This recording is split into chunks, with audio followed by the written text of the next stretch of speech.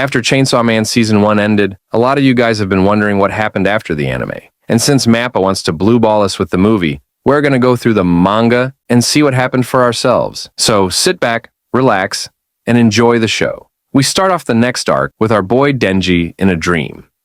He sees this door with a lot of papers on it. It seems as if this is the only door around. Denji then hears a voice saying that he should never open this door. Denji wakes up in a cold sweat, and he sees Power with extra long horns on her head. Denji still thinks he's dreaming, but Power punches him.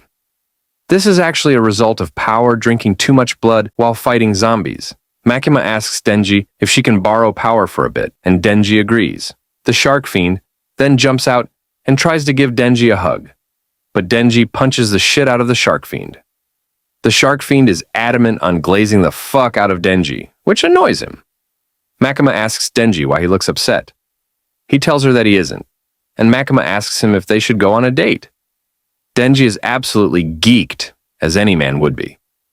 Makima arrives looking all scrumptious and beautiful. Denji couldn't sleep, so he'd been getting jiggy outside since 5 a.m. in the morning. Denji asks her what they should do, and Makima suggests they should go watch movies from now until midnight. So they go to the first movie, and Makima is straight-faced. She said the movie wasn't interesting. They go watch the second movie, and Makima is still straight-faced. She said she wasn't a fan of tearjerkers. They finally go watch the last movie. There is this scene with two characters in the movie embracing each other. While Denji is sobbing, he looks to his left expecting to see Makima with a blank expression. But Shawty is actually crying. What was that movie even about?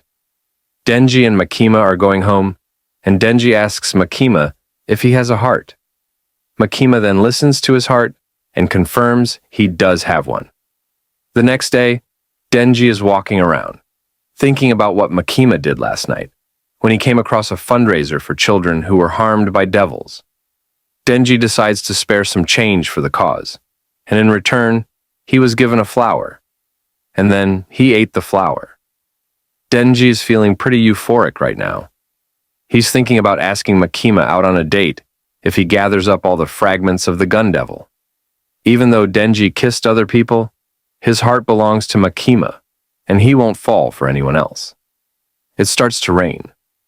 Denji tries to run and go find shelter. Beam spawns in and starts tweaking, but Denji tells him to shut up and dip. Denji found a telephone booth that he could get shelter in. This fine shit also walked into this telephone booth.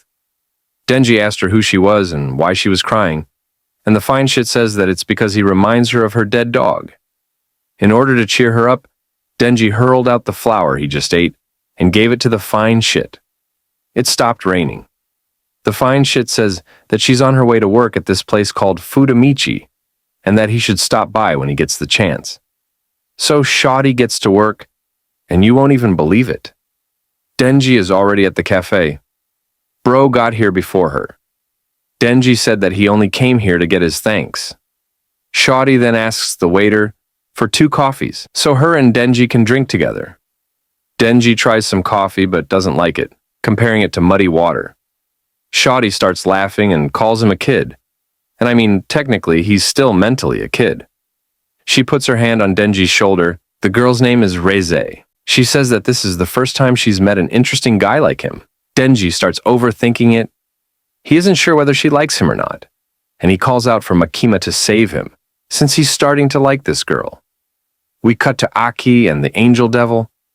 Aki wants to go on the expedition to fight the Gun Devil, but he needs to build his reputation by taking out some big devils. The Angel Devil says he's too lazy to do anything at the moment, and Aki threatens to tell the brass he's unusable and he should be executed.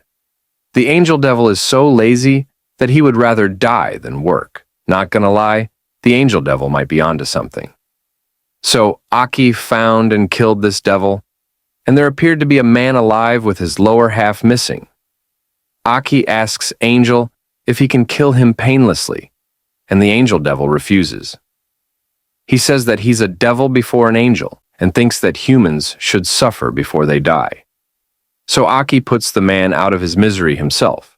Aki tells the Angel Devil that he cannot get along with him, and the Angel Devil says that it sounds like something he would say. Let's go back and see what Denji has been up to. Bro has been going to this Futamichi cafe for a week straight. He sits down and looks through the menu, and Reze suggests that he should go eat at her table. Denji points out that she's studying while she's on the clock, but Reze asks Denji if he's going to school. She calls Denji a rare breed for not going to school and being a devil hunter instead. Reze suggests that Denji should study with her, and she tells him to scooch over. Denji asks her if she can teach him kanji, but the only kanji he knows is balls. Denji says that he would have liked to go to school with her, and it probably would have been fun. She starts blushing and then tells Denji that they should go find a night school, and he agrees. We cut to this weird-looking guy, and he seems to be talking to the Typhoon Devil. The man and the Typhoon Devil made a contract that he can control the Typhoon Devil on the condition that he retrieves Chainsaw Man's heart. The Typhoon Devil warns him not to underestimate Chainsaw Man, but the man starts talking about how he killed a Chinese hunter once, by skinning his family members and showing the man their hides. So Reze and Denji are in this school, doing school things. Denji finally understands the basic of how school works, and Reze points out that him not being educated isn't a good thing. She tells him that most kids his age are preparing for college, while he is out in the field killing devils. Denji assures her that it isn't that bad, since he was given shelter and 3 meals a day. Reze points out that that is the bare minimum of standard living in Japan. Denji says his head is starting to overheat, and Reze suggests they should cool off. She takes Denji to the pool and starts getting butt-booty naked. Last time I checked, people don't go swimming butt-booty naked. It started to rain, so the two both got out of the pool. Reze asks Denji about one of Aesop's fables, the country mouse or the city mouse. The country mouse lives in safety, but doesn't get delicious food, while the city mouse gets delicious food, but has a significantly higher chance of dying. The angel devil points out that it used to be a country mouse before Makima came and made him a city mouse. Denji also chooses city mouse because of the better food in the city. Reze then asks Denji if he wants to go to a festival with her, and he agrees that he'll go after he finishes work. Reze goes to the bathroom, and then the guy from last chapter ran up on her. He was like, "Stop running, Wulani!" and chased her all the way up to the rooftop. The man compares Reze to cheese to lure a rat out of hiding. Reze then channels her inner Dagestan Khabib and chokes the daylights out of him. Reze then has a conversation with the Typhoon Devil. The Typhoon was like, "Sorry, big homie, I wasn't familiar with your game," and Reze says that she'll overlook it. The next day, her and Denji are at the festival having fun. They get to this little area overlooking the top of the city. The cafe man put her on game. Reze then says that Denji is 16, doesn't go to school, and is forcing him to kill devils. She says that his circumstance isn't fair, and suggests that he should run away with her. She promises to make him happy and protect him with her life if he agrees. She says that she can find somewhere the Bureau will never find them. Denji asks her why, and she says it's because she likes him. Denji hesitates, and Reze asks him why. Denji says that he's been given more freedom to move around. He's starting to get along with Aki, and he has a goal at his job. He asks her if they have to stop seeing each other if he chooses his work, and Reze pauses for a moment. She then realizes that Denji is in love with someone else. Reze gives Denji a kiss. Not just any kiss, the kiss where she bites your tongue off. Denji tries to pull the chainsaw cord, but Reze instantly cuts his hand off. Reze apologizes to Denji for causing him pain and tells him that she's going to take his heart. Right before that happens, Beam came through and channeled his inner Boon Gang, whole lot of gang shit, and snatched up Denji. Beam says she's bad news, and that she has the smell of bomb. Reze then pulled a cord on her choker, which detonates, revealing that she is that bomb devil. Reze jumps in front of Beam and tells him that she'll spare him if he leaves Denji, but Big Homie doesn't back down. Even though he got packed up in 10 seconds, he's still the MVP of the arc. These 3 private devil hunters pulled up and thought it was free eats, but she really gave them boys front row tickets to a Tuca concert. She looked back at where Beam was, and Bro hit the dash. We cut to Aki at this boxing facility. Him and the Angel Devil are chilling when an injured Beam shows up with Denji at 1 HP. Aki asks them what happened, and Beam told him that the Bomb Devil, or the Gun Devil's partner, is coming. Aki asks Beam how he knows about that, but Beam told him he can't say because he promised Makima. Beam starts tweaking and says that Bomb is coming.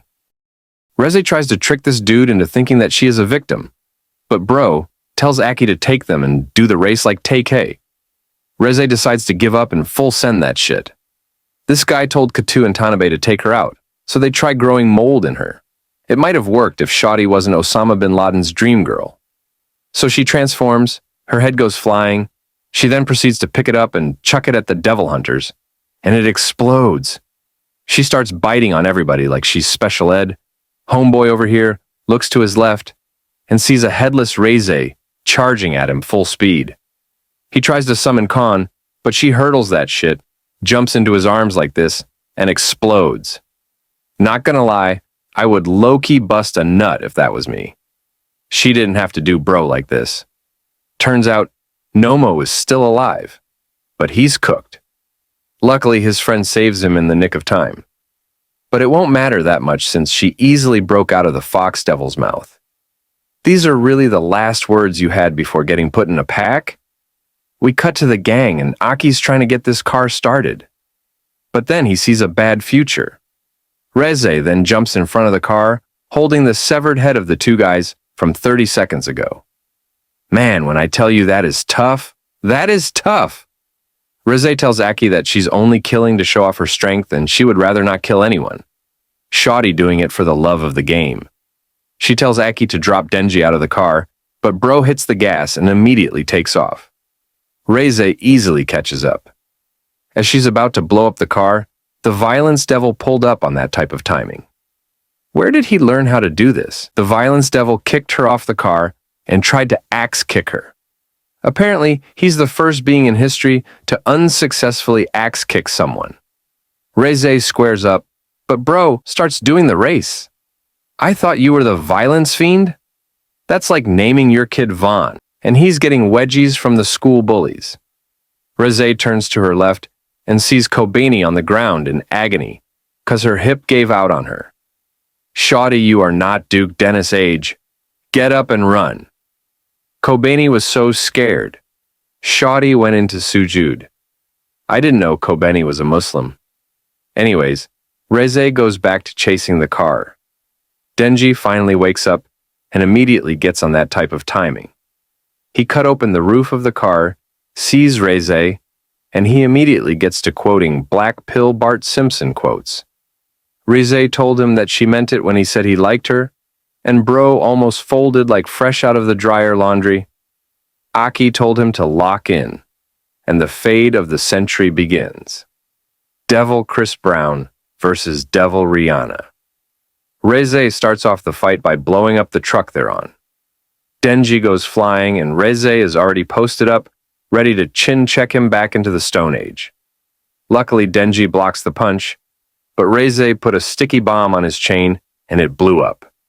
Denji tried to hit her with a Five Nights at Freddy's jump scare, but Reze really decided to hit his ass with a bootleg leaf hurricane.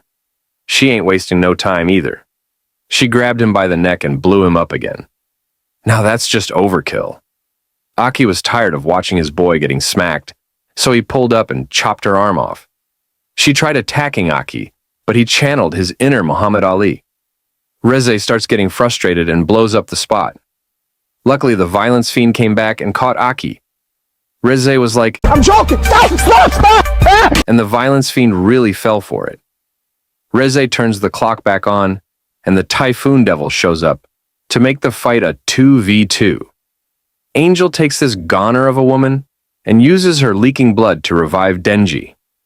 Angel tells Denji that he needs to go put the beats on Reze, or everyone is screwed. So you know what he does? He hops on Beam and starts riding him like a horse into battle no diddy. Reze and Typhoon notice Denji, and they start going at it. No regard to the safety of the planet. The average Japanese citizen is probably at work right now, finishing up his shift, and now an explosive typhoon is ripping through your workplace. Aki was holding on to Angel for dear life, and Angel was out here trying to be a hero or something by sacrificing himself. Aki is W. Mans for not letting go, though. Oh yeah, and he lost 2 months of his life. Denji is chefing it up on Typhoon while still on beam. Once the movie comes out, I will for sure be giggling in the theater, like a white girl who's about to get her first BBC, no news. While Denji is distracted, Reze jumps down and blows the two of them up. Beam is W. Mans for saving Denji, though. Reze called an ISO on Denji. Reze hit Denji with a quick draw. She then begs him to just get it over with and die. She says he has nowhere to run, but Denji tells her that you shouldn't have taught me how to swim. Reze tried blowing up his other arm, but it turns into a chain and wrapped himself and Reze in it. They both fall into the water and sink all the way to the bottom. Reze wakes up and they're on a beach. Reze asks him why he saved her, and Denji said it's because it wouldn't feel right if he handed her over to the bureau. Reze lets him know that everything that she was doing before was fake, and that she's planning on doing the race like Tay-K. Denji asks her if he can go with her, and she snaps his neck for no reason. Well, that was rude. Denji told her that he'll be waiting at the cafe for her if she decides to pull up. We see Kishibe explaining how her real name is Morimoto, and that she was trained by the Russians.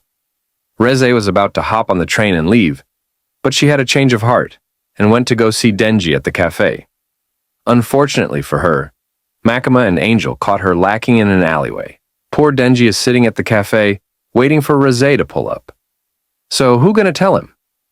Power walks in, Denji starts eating the flowers, and the arc finally ends. If you stayed all the way to the end, thank you so much. I really do appreciate everyone who likes and comments on my vids. If you have any recommendations, put them in the comments, and I'll get back to you as soon as possible. Make sure to subscribe, stay safe, and peace.